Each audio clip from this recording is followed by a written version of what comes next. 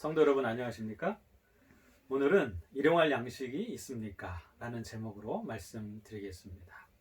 한국인들에게 양식은 무엇입니까? 뭐니 뭐니 해도 밥이 최고죠. 요즘 아이들은 밥보다는 치킨이나 피자 이런 걸 더 좋아하긴 합니다. 그러나 그런 것들로 우리의 매일의 양식을 삼을 수는 없습니다. 밥을 먹어야 힘이 나고 밥을 먹어야 배가 든든해지는 느낌이 나는 것이 한국인입니다. 그리고 거기에 더해서 우리는 심지어는 밥을 가지고 인사를 해요. 반가운 친구를 만납니다. 그러면 어떻게 여러분 인사하십니까? 좋은 아침입니다. 이렇게 하세요? 밥은 먹었니? 이렇게 하십니까? 그리고 오랜만에 이 친구를 만나면 그때도 그 우정을 이렇게 이야기하죠. 밥 한번 나중에 같이 먹자. 근데 헤어지기 아쉬워서 이렇게 말하는 것입니다. 그리고 밥을 배불리 먹고 공기가 비워져 있더라도 손님에게 자꾸 더 먹으라고 권하는 것이 예의예요. 그런데 이런 것을 한국인들은 이해하지만 외국인들도 이해할까요? 외국인들을 잘 이해하지 못한다고 그래요. 한 친구가 외국인에게 아침에 만나서 야, 너 밥 먹었니? 합니다. 그리고 점심에 또 만나가지고 야, 밥 먹었어? 말합니다. 그리고 저녁 때 또 만나서 좋은 저녁에 이렇게 하지 않고 너 밥은 먹었니? 이렇게 말합니다. 그러면 외국인들이 어리둥절해야 한다고 그래요.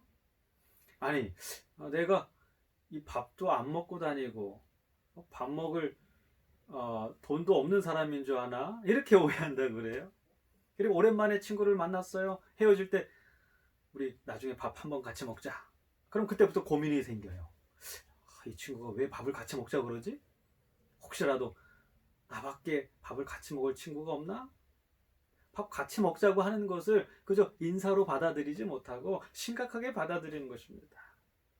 한국인 집에 손님으로 갔는데 내가 한 공기를 다 비우고 배가 부르는데 자꾸 주인 아주머니가 더 먹으라고 그래요.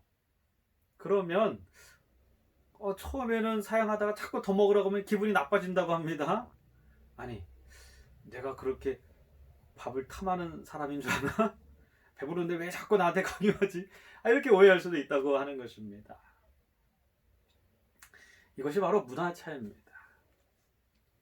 어떤 면에서 외국인들이 우리의 문화를 다 이해할 수 있다고 하는 것도 참 어려운 일이지요. 그들은 우리를 완전히 이해하지 못하는 것입니다. 특별히 다민족 국가로 구성되어 있는 미국 같은 나라의 사람들은 더더욱 그렇다고 해요. 이들은 여러 다양한 민족이 모여서 한 나라를 이루었습니다. 서로의 문화가 다릅니다. 이들에게 밥은 무엇일까요? 우리와는 좀 다르겠지요. 그들에게 밥은 그저 배고픈 허기를 채워줄 수 있는 열심히 일해서 굶지 않아야 하는 그냥 밥 그 자체인 것입니다. 그러나 우리에게 밥은 좀 더 다른 의미가 있지 않습니까? 그들에게 없는 추억이 있어요. 여러분, 여기 사진 한 장을 좀 보여드리겠습니다. 1962년 12월 18일에 찍은 사진입니다. 여기에 보이는 이 사람들이 다 한 가족이에요. 예전에는 이렇게 가족으로 사는 것이 아주 평범한 일이었어요. 우리 집뿐만 아니라 건너집, 그 이웃집, 아니 마을 전체 사람들이 다 이렇게 대가족을 이루고 살았습니다. 그리고 그렇게 살다 보니 서로 다른 집에 가서 밥 먹는 일이 잦아지는 것입니다. 그뿐이 아닙니다. 결혼을 해도 멀어봤자 옆 동네 사람하고 결혼을 해요. 그러면 명절 때 다 같이 모여서 밥을 같이 먹죠. 명절 음식으로 다 배불리 먹고 나면 그것이 바로 식구인 것입니다. 이 명절은 또 동네 잔치가 됐어요. 그러면 이웃집 아이들도 와서 우리 집에서 밥을 먹어요. 그러면 밥을 같이 먹었으니까 뭐예요? 그 사람들 식구인 것입니다. 그렇게 동네 사람들이 다 식구가 됐어요. 밥 먹는 식구인 것입니다. 사실 너 밥 먹었니? 이런 인사는 식구들끼리 하는 거 아닙니까? 그런데 우리 민족은 예로부터 같은 동네에서 농사를 지면서 오손도손 그렇게 가족을 이루고 살았기 때문에 설령 안면이 별로 없거나 별로 안 친하지 않은 사람도, 그리고 이웃들도 다 내 식구 같다고 생각한 것입니다. 공동체 문화가 발달했어요. 그래서 심지어는 인사할 때도 식구들에게 하는 밥 먹었니? 라는 인사를 타인에게도 하는 것이죠. 그러나 다민족 국가로 이루어진 많은 이 나라들에서 그런 것을 이해 못하는 것은 어쩌면 당연한 일인지 모르겠어요. 그러나 우리의 문화와 비슷한 문화를 갖고 있는 한 민족이 있습니다. 바로 이스라엘 민족입니다. 그들도 강력한 공동체 문화를 형성하면서 살았어요. 그것을 보여주는 한 예가 여기 있습니다. 성경 배경 주석에 보면 유대인에게 손님 대접하는 것은 매우 중요한 의무였다. 주인은 밤을 지내기 위해 자기 집을 방문한 여행자에게 음식을 대접해야 했다. 라고 기록되어 있습니다. 그들에게는 자기 집에 방문한 손님도 굶겨 보내면 안 되는 것입니다. 왜냐하면 그도 우리의 식구나 다름없는 거예요. 우리는 같은 민족인 것입니다. 그러므로 그들을 굶겨 보내는 것은 우리 집안의 수치예요. 나의 가족을 굶기는 거나 마찬가지였습니다. 우리가 공동체 문화가 비슷하죠. 그런 배경 하에 누가복음 11장 5절에 한 이야기가 기록되어 있습니다. 예수님께서 이렇게 말씀하셨어요. 또 이르시되 너희 중에 누가 벗이 있는데 밤중에 그에게 가서 말하기를 벗이여 떡 3덩이를 내게 구워 달라. 내 벗이 여행 중에 내게 왔으나 내가 먹일 것이 없노라. 라고 하면서 이제 이야기가 시작이 됩니다. 한 사람이 헐레벌떡 밤중에 뛰어왔습니다. 그리고 친구의 문을 똑똑똑 두드려요. 그런데 그때는 한밤중이었어요. 그리고 요구합니다. 뭐 좀 달라고요? 떡 좀 달라고요. 우리 집에 친구가 놀러 왔는데 내가 굶길 수 없다는 것입니다. 여러분, 우리 같으면 버럭 화를 내면서 아니 오려면 낮에 오지 왜 한밤중에 와? 이렇게 할 수 있는 상황이에요. 그러나 이스라엘 이 땅에는 광야가 많기 때문에 한낮에 돌아다닐 수가 없어요.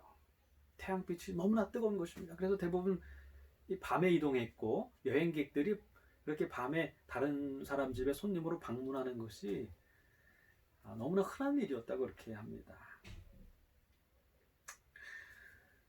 그리고 그가 요구한 것이 떡 3덩이였습니다. 이 떡하면 여러분 어떤 떡이 좀 생각나십니까? 저는 떡하면 이 시루떡이 생각이 나요. 오늘 말씀에 나온 떡, 시루떡처럼 이렇게 큰 떡입니다. 시루떡은 하나가 덩어리가 크잖아요. 이것이 주로 이 근동 지방에서 주식으로 먹는 이 피타라는 떡입니다. 그 당시에는 이 떡이 더 컸다고 그래요. 이 지름이 한 60cm 정도 됐다고 그래요. 우리 시루떡 큰 한 덩이, 그게 60cm 될까요? 그거보다 어쩌면 더 컸는지 모르겠어요. 그 떡을 지금 요구하는 것입니다. 그 떡 3덩이면 친구와 같이 먹기, 어쩌면 그의 가족들을 깨워서 온 가족이 먹기도 충분한 그런 양이었는지 모르겠어요. 그래서 떡 3덩이를 이제 요구하는 것입니다. 그가 안에서 대답하여 이르되 나를 괴롭게 하지 말라. 문이 이미 닫혔고 아이들이 나와 함께 침실에 누웠으니 일어나 내게 줄 수가 없노라. 우리 같으면 이렇게 말할 수도 있을 것 같아요. 그렇죠? 이미 자고 있는 것입니다. 식구들과 함께요. 그때 문 두드리면 불청객이지요. 그런데 이스라엘 공동체 문화에서는 이렇지 않다는 것입니다. 하겠느냐 하셨어요. 그렇게 하지 않는다는 것입니다. 내가 너에게 말하노니 비록 벗됨을 인하여서는 일어나서 주지 아니할지라도 그 간청함을 인하여 일어나 그 요구대로 주리라. 여러분, 예수님께서 하신 이 말씀에 보면 이스라엘 공동체 문화에서는 그렇게 밤에 문을 두드릴지라도 일어나서 기꺼이 떡을 주는 것은 당연한 것입니다. 그러나 어떤 친구가 인간성이 좀 떨어져서 그렇지 못한다 할지라도 그 간청함을 인하여서는 주는 것이 맞다는 것입니다. 그게 그들의 문화이기 때문에 그래요. 그것이 그들의 상식이었어요. 여기 간청하다 이 말을 이 원어로 보면 아나이데이안입니다. 이것은 고집세다, 뻔뻔하게, 파렴치하게 이런 뜻이 있어요. 이것은 파렴치하게라도 요구할 수 있다는 것입니다. 그것은 간청하는 사람의 특권이었어요. 왜냐하면 우리 집에 온 손님을 굶기면 그것은 우리 집안의 수치였을 뿐만 아니라 그 마을의 수치였기 때문에 그래요. 그래서 친구의 배를 채우는 일에 나도 애를 써야 했지만 이웃들이 같이 애를 써야 하는 것입니다. 식구가 그거 아닙니까? 배고픈 손님을 위하여서 이웃에게 떡을 요구하는 것은 당연하고 이웃도 그 요구를 무시하지 말아야 했던 것이 바로 이스라엘 공동체 문화였어요. 우리는 이것이 좀 더 깊게 이해가 잘 되지요. 그런데 이 말씀은 육체적인 허기만을 말씀하신 것은 아니었습니다. 영적인 허기를 말씀하기 위하여 하신 말씀이에요. 영적인 허기. 육적인 배고픔이 아니라 우리가 영적으로 목말라 있을 때 그 허기도 이렇게 육적인 배고픔을 위하여서 나뿐만 아니라 우리의 마을 사람들이 신경을 쓰는 것처럼 그렇게 주변에서 신경을 써준다면 얼마나 좋겠습니까? 여러분, 사실 우리의 육적인 허기보다 영적인 허기가 더 우리를 힘들게 하지 않습니까? 혹시 윤복희라는 가수 여러분 아시죠? 여러분이라는 그런 제목의 가사를 썼습니다. 그가 여러분이라는 노래를 하면서 그 노랫말을 통해서 말하고 싶었던 것은 저는 여러분을 위하여서 여러분을 위로하기 위하여서 노래를 합니다. 그런데 만약 제가 외로울 때면 누가 나의 위로가 되어주겠습니까? 그 대답은 무엇입니까? 바로 이 노래를 듣고 있는 여러분이라는 것입니다. 그 가사의 내용을 제가 잠깐 좀 읽겠습니다. 내가 만약 괴로울 때면 내가 위로해 줄게. 내가 만약 서러울 때면 내가 눈물이 되리. 어두운 밤 험한 길 걸을 때 내가 너의 등불이 되리. 허전하고 쓸쓸할 때 내가 너의 벗 되리라. 나는 너의 영원한 형제야. 나는 너의 친구야. 나는 너의 영원한 노래야. 나는 너의 기쁨이야. 이렇게 노래하면서 청중들의 그 외로운 마음을 달래주고 그들의 허기진 배를 노래로 양식 삼아 채우는 것입니다. 그런데 이 노래의 질문이 뭐라고요? 그런데 만약 노래하는 내가 외롭다면 누가 내 외로움을 채워줄 수 있을까? 그가 가정한 것은 바로 이 노래를 듣고 있는 이 대중이라는 것입니다. 근데 그것은 가정이에요. 사실 얼마나 많은 이 가수들이 이 팬들 때문에 힘들어하는지 여러분 아시지요? 그들이 쓴 이 댓글 하나에 그들은 행복하기도 하고 또 슬프기도 하는 것입니다. 때로는 극단적인 선택도 하는 것입니다. 여러분, 이 땅에서 우리가 그렇게 믿었던 사람들이 우리의 슬픔을 위로해주지 못할 때도 있는 것입니다. 그래서 오늘 예수님께서도 이 이야기를 통해서 설령 너의 벗이 그렇게 못할지라도 그래도 간청할 수 있는 특권이 있다라는 것입니다. 뻔뻔하게 요구할 특권이 있다라는 것입니다. 어떤 관계길래 그럴까요? 그렇게 뻔뻔하게 영적인 허기를 채워달라고 매달려도 되는 관계, 그것은 어떤 관계일까요? 제가 타던 차가 좀 작아가지고 중고로 좀 큰 차를 구매했습니다. 아이들이 그 차를 처음 보고 많이 좋아했어요. 그리고 차에 탔습니다. 그리고 제가 운전하면서 가는데 뒤에서 아이들끼리 쏙닥쏙닥하고 얘기를 해요. 저도 모르게 귀를 이렇게 기울였습니다. 저희 이 둘째 아들이 이 차가 참 마음에 들었나 봐요. 평소에 좀 차를 좋아했거든요.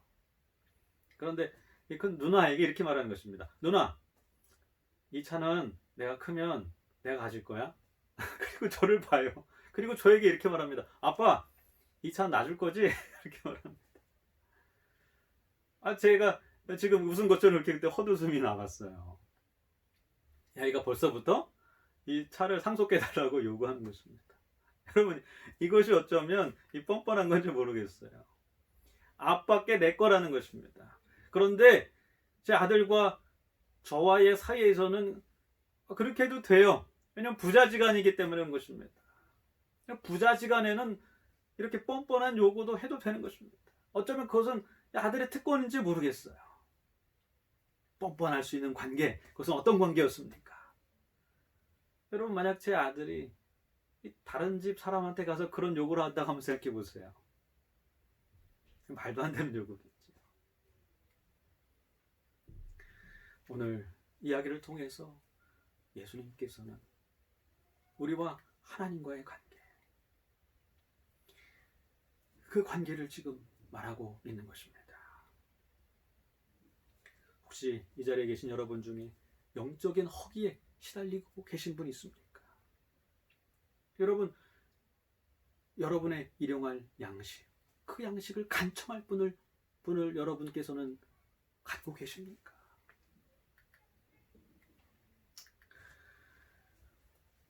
누가복음 11장 13절에 바로 그 해답이 나와 있어요. 누가 우리의 허기진 배를 채워줄 뿐인지 여기에 그 약속이 나와 있는 것입니다. 너희가 악할지라도 좋은 것을 자식에게 줄 알거든 하물며 너희 하늘 아버지께서 구하는 자에게 성령을 주시지 않겠느냐 하시니라. 오늘 하나님과 우리의 관계는 부자지간인 것입니다. 그래서 우리가 영적으로 목말라 있고 배고파 있을 때 우리가 구하면 그분께서 무엇을 주십니까? 성령을 주시는 것입니다. 성령의 역할이 무엇입니까? 우리를 위로하시는 영입니다. 성령은 우리의 허기진 배를 그렇게 채워주시는 분입니다. 그래서 이제 더 이상 외롭지 않게 만들어주시고 우리 아픈 것을 감싸주시고 우리의 이 가슴을 그분의 사랑으로 넉넉하게 배불리시는 것, 그래서 다시는 목마르지 않게 허기지지 않게 해주시는 분, 그분이 성령 아닙니까? 그런데 우리가 아버지 되신 하나님께 간청하면 무엇을 주신다는 거예요? 성령을 주셔서 우리 허기진 배를 채워주신다는 것입니다. 그것이 아버지예요. 그리고 예수님께서는 그 아버지께 기도하는 방법을 알려주셨어요. 여러분, 아버지께 어떻게 기도합니까? 누가복음 11장 2절입니다. 너희는 기도할 때에 이렇게 하라. 아버지께 어떻게 기도하면 좋을까요? 그 첫 마디가 뭐면 좋겠습니까? 예수님께서는 이렇게 하라고 하셨어요. 아버지. 그죠? 아버지라고 부르라는 것입니다. 여기 어떤 수식어도 누가복음에 들어가 있지 않아요. 그 당시에 많은 랍비들이 기도문을 제자들이 가르쳤습니다. 그런데 그 앞에 여러 가지 화려한 수식어들이 들어갔어요. 그런데 예수님께서는 그렇게 말씀하지 않으시고 그죠? 아버지면 충분하다고 말씀하십니다. 이 아람어 원어로 아버지는 파테르입니다. 정말 그냥 우리 아버지라는 그 단어 하나예요. 다른 게 필요 없어요. 아버지. 그것이 그분과 우리와의 관계를 말해주고 있는 가장 적당한 단어인 것입니다. 이름이 거룩히 여김을 받으시오며. 왜 아버지의 이름은 거룩합니까? 그것을 잘 설명해 주는 물고기가 있어요. 그것이 바로 이 물고기입니다. 아주 작은 물고기죠. 여러분 다 잘 아시는 가시고기입니다. 가시고기가 왜 아버지의 사랑을 대변하는 대변자가 됐습니까? 가시고기는요, 이 자신의 알을 보호하기 위하여 굶습니다. 그렇죠? 그리고 적들로부터 알을 지키기 위하여 온몸을 바쳐요. 그렇게 그는 굶주림과 그리고 적들로 인한 이 상처 때문에 결국 죽습니다. 그러나 그가 죽어가면서 알들은 부활을 해요. 그리고 그 알들의 이 먹이가 되는 것입니다. 자신의 이 새끼들을 그렇게 보살피는 가시고, 그렇기 때문에 많은 이 사람의 이 마음을 울리는지 모르겠어요. 예수님을 생각해 보시기 바랍니다. 십자가에 달려 돌아가셔서 우리를 구원하신 아버지, 이것이 바로 우리 아버지의 모습인 것입니다. 그분의 이름이 거룩한 이유는 무엇입니까? 그분께서 그분의 목숨을 내어주심으로 우리의 허기를 채우셨기 때문에 그렇습니다. 그분의 희생, 그것 때문에 우리는 그분의 이름을 함부로 부르면 안 돼요. 그래서 우리는 그분의 이름을 거룩하게 여겨야 하는 것입니다.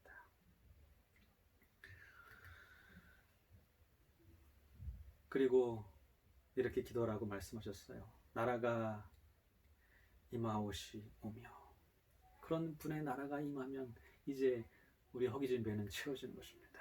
우리에게 날마다 일용할 양식을 주시옵고, 예수님께서는 우리에게 일용할 양식을 주시는 분이에요. 우리가 간청하자 그분께서는 제자들을 모아놓고, 그리고 이 떡을 나눠주시면서, 그리고 잔을 돌리시면서 말씀하십니다. 이것이 바로 너희가 매일 먹어야 할 영적인 양식이니 나의 피고 나의 살이다, 이렇게 말씀하셨지 않습니까? 그분의 십자가에서 보여주신 아버지의 사랑을 말씀하시는 거예요. 그것을 우리가 매일 묵상하고 우리의 마음에 그것을 잊지 않고 명상할 때 우리의 매일의 양식이 되어 우리의 허기진 배를 채워준다는 것입니다. 이것이 우리 아버지가 우리를 배불리시는 방법이에요. 그리고 이렇게 기도합니다. 우리가 우리에게 죄 지은 모든 사람을 용서하오니 우리 죄를 사하여 주시옵고. 여러분, 영적 양식 중에 가장 이 영양가가 듬뿍 들어있는 양식은 뭘까요? 그것이 바로 용서라는 양식입니다. 용서는 가장 귀한 영적인 양식입니다. 하나님께 용서받은 사람은 겸손한 마음으로 이웃 사람을 용서할 수 있어요. 근데 우리가 그렇게 잘 안 되는 이유가 뭘까요? 제가 군대에 있을 때 공병으로 있었습니다.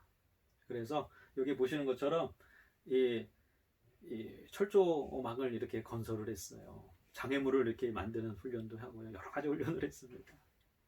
그런데 한 번은 철조망으로 장애물을 만드는 이 훈련을 마친 후에 이 소대장의 호랄 소리와 함께 쓰고 있던 이 교보제들을 다 한 곳에 모아놓고 앞에 집합을 하게 됐습니다. 한번 집합을 하면 다시 흩어지기가 쉽지 않아요. 앞에 소대장이 보고 있습니다. 그리고 훈련이기 때문에 매우 긴장된 그런 순간인 것입니다. 그런데 보니까 이 교보제 놓는 곳에 놓고 와야 할 전피 장갑이 제 손에 들려 있는 거예요. 그래서 저도 모르는 사이에 이걸 누구에게 좀 부탁할 사람 없나고 찾게 됐어요. 본능적으로요. 그런데 그 옆에 선임병이 그 교보제 쪽으로 지나가고 있었습니다. 다른 훈련장에서 훈련 마치고 오는 그런 선임병이었어요. 저도 모르게 제 손에 들려있는 전피 장갑을 그분에게 이렇게 부탁하는 신용을 했습니다. 그리고 그 선임병은 아랑곳하지도 않고 지나갔어요. 그게 전부 다였습니다. 우리도 훈련이 마치고 이제 여유롭게 열을 맞춰서 부대로 복귀했습니다. 부대로 복귀하는 병사들이 한 80명은 됐을 거예요. 저도 그 중간쯤에서 여유롭게 이제 훈련을 마쳤으니까 긴장도 풀어지고 그렇게 즐거운 마음으로 가고 있었습니다. 그런데 갑자기 한 선임병이 씩씩대면서 옵니다. 그리고 제 멱살을 갑자기 잡습니다. 부대로 복귀하던 그 80명이나 되는 이 병사들의 행렬은 멈췄어요. 그리고 저를 번쩍 들어올려, 그리고 한 손으로 제 뺨을 치려고 하는 찰나 한쪽에서 다른 선임병이 그 선임병이 말리면서 일단락이 됐습니다. 저는 그 순간 정말 영문도 몰랐어요. 아니, 왜 저 선임병이 나한테 그러는지 이해가 되지 않았습니다. 평소에 상당히 친했던 선임병이었어요. 그리고 사실 서글서글해서 제가 참 좋아하던 선임병이었습니다. 제가 이 머릿속에 생각나는 건 아까 전에 이 훈련 마치고 제 이 전피 장갑을 그분에게 주려고 했던 그 제스처, 그거밖에 생각이 안 나요. 그것 때문에 그랬나? 근데 아닌 것 같아요. 근데 참 골똘히 생각해보니까 그게 맞는 것 같아요. 문제 핵심은 무엇입니까? 바로 계급인 것입니다. 그분은 계급이 높고 저는 그때 이등병인가 일병인가 그랬어요. 계급이 낮은 사람이 계급이 높은 사람에게 뭔가 이렇게 요구한다는, 거기서 그 자존심 상한 것 같아요. 근데 그 다음부터 이 관계가 완전히 틀어졌어요. 혹시라도 저와 여러분에게도 영적인 계급이 있는지 모르겠어요.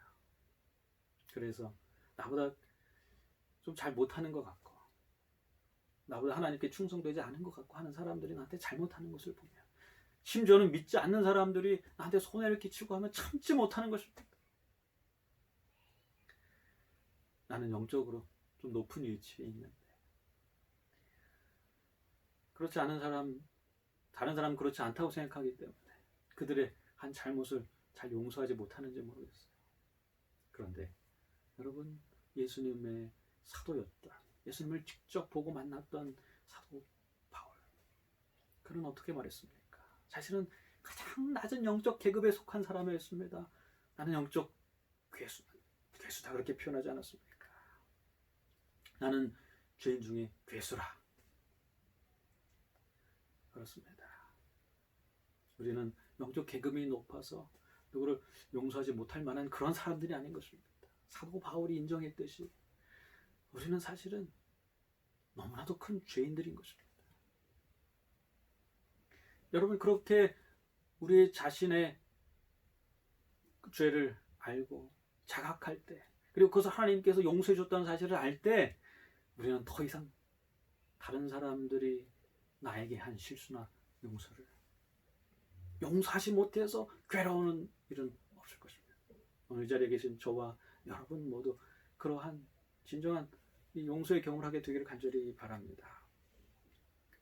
그리고 마지막으로 예수님께서는 이렇게 기도라고 하셨어요. 우리를 시험에 들게 하지 마셨고, 우리를 시험에 들게 하는 존재는 누구입니까? 사단이지요. 사단이 예수님을 시험했어요. 뭐라고 시험했습니까? 너에게 일용할 양식이 있느냐?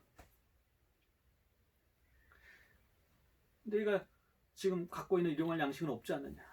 그러므로 돌이 떡덩이가 되게 하라. 그것이 사단의 시험이었습니다. 오늘 우리에게도 사단은 끊임없이 이렇게 시험합니다. 너에게 일용할 양식이 있느냐? 그것을 네 능력으로 내가 채워서 네 배를 불려라, 그렇게 말하는 것입니다. 그러나 오늘 예수님께서는 이렇게 대답하셨어요. 마태복음 4장 4절입니다. 기록되었으되 사람이 떡으로만 살 것이 아니요 하나님의 입으로부터 나오는 모든 말씀으로 살 것이니라 하였느니라. 오늘 저와 여러분에게 주신 하나님의 말씀은 무엇입니까? 오늘 우리가 매일의 양식으로 삼아야 할 떡은 무엇입니까?